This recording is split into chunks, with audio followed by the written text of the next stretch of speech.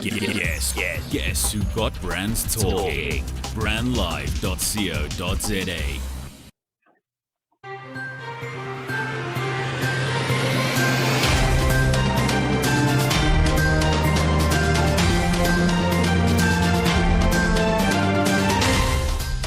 You're listening to our social newscast. My name is Samm Marshall, and of course today we continue our conversation. We talk to game changers, leaders in our different spaces, and we unpack just kind of how to do business in this new normal. And on my line in our studio, I'm talking to Martin Myers, who is the CEO and founder of Music Exchange. Now, it's a program that isn't just about collaboration, but it's really opening up the music industry to incumbents who are in the space and wannabes and new startlers who are trying to understand the space. Martin, thank you very much for joining me on our platform on the Social TV Newscast. Thank you very much, Sam. Thank you for having me. It's a bittersweet day because normally one interacts with one another, but we're keeping our social distancing. But in a crisis, there's opportunity, and I'm delighted you've called me to share and unpack what we sent out this morning.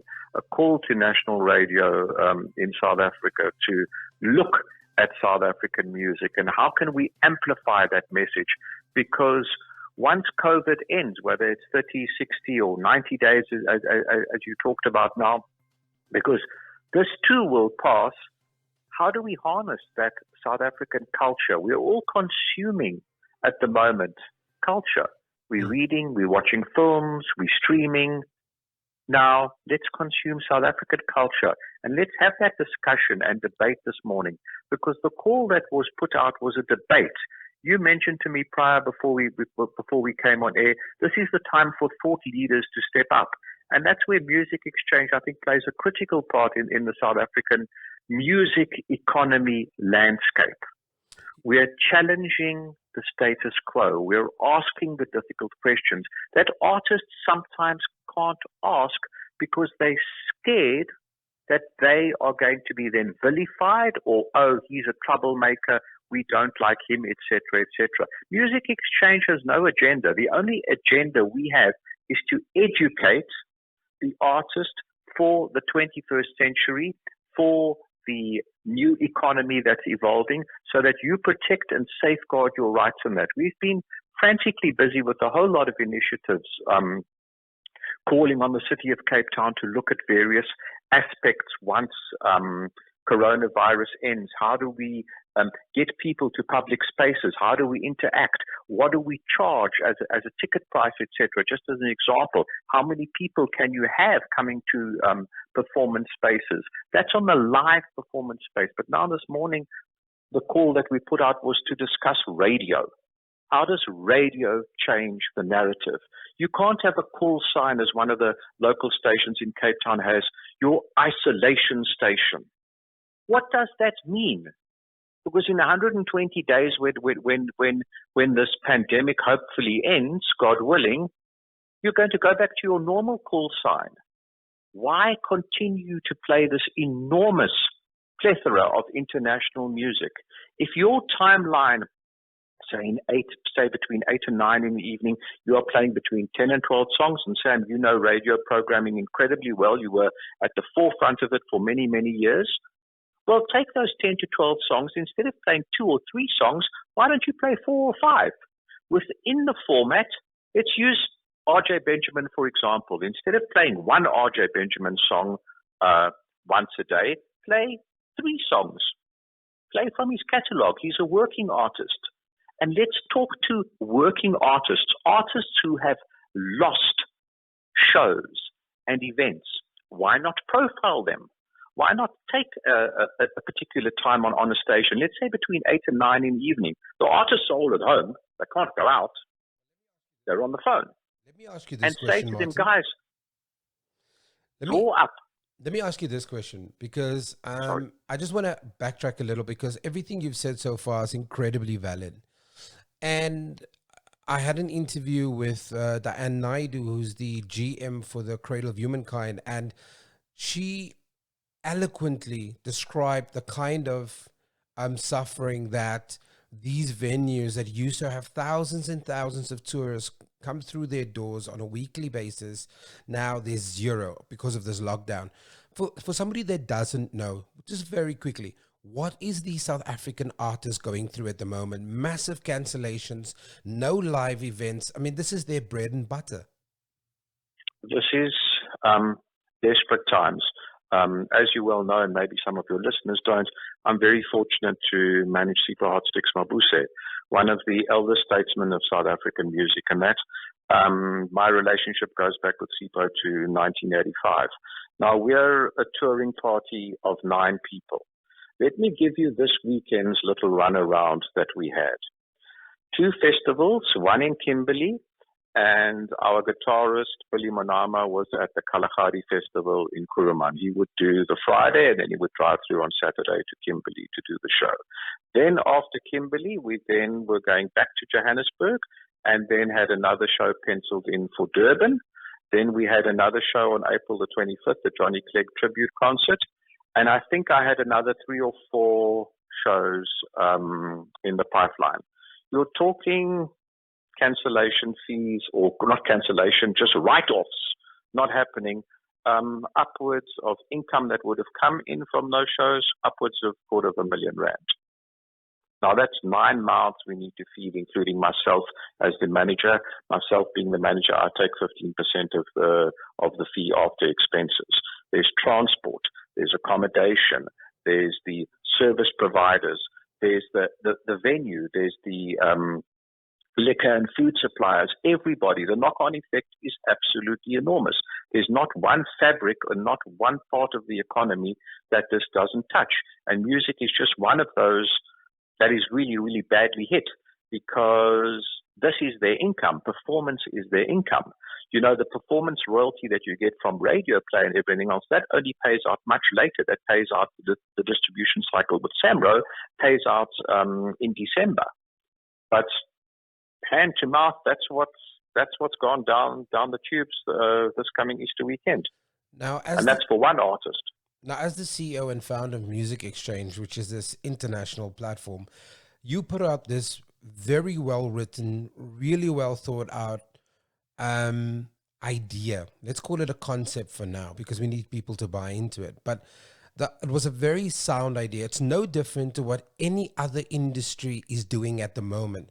You've got thought leaders, you've got thinkers in the space, you've got the strategists working out how do we get, while we under this mandatory lockdown, how do we keep an industry viable? And I think what I loved what you said before we started this conversation, recording it, was that it's not just about the lockdown, it's post the lockdown. It's making sure that these artists stay relevant. And one of the things that you've requested is that radio stations increase the amount of local music that they play on a daily basis. Now, very quickly, take me through the thinking behind increasing the music play. How does that eventually affect the bottom line, and how does that keep an artist viable, Martin? Let's start with your point. How does it keep an artist viable? Well, that 13th check that you normally get if you work for big business, well, the Samro royalty, if you've written a song and you're a songwriter, that comes incredibly handy at the end of the year. That letter was written with collaboration, and the music business, you'll find, is all about collaboration. Whether you're collaborating with an interviewer like yourself, Samm Marshall, or a producer or a manager, you need to collaborate. There were 4 thought leaders who are very close to me. Leslie Wells, who manages Morera Chongisa out of Mozambique. Jared Aston, who was the lead singer in a band called Cinema, My Kind of Girl, you might remember many, many years ago. And he's got a company that he has the rights for in South Africa called Radio Monitor, which can track empirical data to the second of when that song was played, what time it was played, across all radio stations. So there's no hiding. And then a great friend of mine, Jason Curtis, who used to work for EMI and is also a thought leader, steeped in music history and that. And the 4 of us cobbled our brains together to come up with a short, succinct call to action where radio can implement it immediately. It doesn't affect their bottom line at all. They're already paying all the regulatory authorities. Why not start just at midnight till 6 a.m. and play exclusively South African music. Relevant South African music to their audience that they are appealing to. Instead of playing one song, play 3 songs. Run it from 12 till 6 in the evening, or from midnight.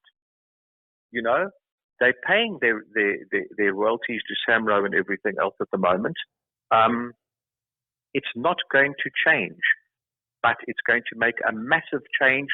It's going to make a massive change to the bottom line for artists, because you can do this every single day. Then during your primetime radio shows in the morning between 6 and 9, and in the afternoon between 3 and 6, increase your South African music, play around that area as well. But play not only legacy artists, play current artists who are working at the moment. It's a very, very simple call to look at and to see how things can change. Cape Talk, I addressed these factors with them. They're a radio station based in the Western Cape. And Pippa Hudson, who does the afternoon show from 1 till 3, grabbed the cudgels immediately and then started to do interviews with artists who'd lost work, and played a song at the end of the interview to give context. Now, why can't personalities, the so-called DJs who have a large social media following, why aren't they putting up their South African playlists of 20 or 30 songs that they like on the Deezers, on the Spotifys, and the Apple Music, whichever streaming platform they are using, and sharing that to their constituency and saying, guys, this is the South African music I'm listening to. Why don't you share it? Why don't you add to it? Why don't the particular radio stations as well do a branded playlist as well of their South African music that they are liking at the moment? Run a survey through the office and all the staff, whether you be accounting people, the receptionist, the tea lady, etc., etc. What South African music are you listening to? And share it. This is what KFM is liking. This is what East Coast Radio is liking. This is what 5FM is liking. And put a playlist together and change it on a weekly basis. Martin, it's not difficult to do. What's the next steps? Because you've now issued this call to action. You've just mentioned that Cape Talk in the Western Cape was already kind of, as they're basically running with it. How are you proceeding, you and your team? And if people want to get involved, how can they get involved? You know, this is a collaborative effort. We don't work in isolation. We'd love to hear from people. If I may give a fairly longish email address, and I'll repeat it again. We'd be delighted to hear your points. I'd be delighted to forward the call to action to you as well. My email is martin@musicexchange.org.za. I'll repeat it. It's martin@musicexchange.org.za. You know, Rome wasn't built in a day. We're giving it a week, and then we're going to continue pushing and continue to ask these hard questions. Music Exchange has monthly masterclasses in Cape Town on that. We're looking at a way to do them virtually at the moment. But hopefully the COVID is past come September, when we have our 10th anniversary conference, and we will be documenting and talking about this situation and pushing radio and asking the hard questions why. Because things just cannot go on normally the way they are. We cannot export royalties to the Beyoncés, the U2s, the Stings of the world. They have their own crises all over the world as we're all in lockdown. Do you see them increasing the amount of airplay of South African music, whether it be in Sweden, Spain, the United States, or England? No, I don't think so.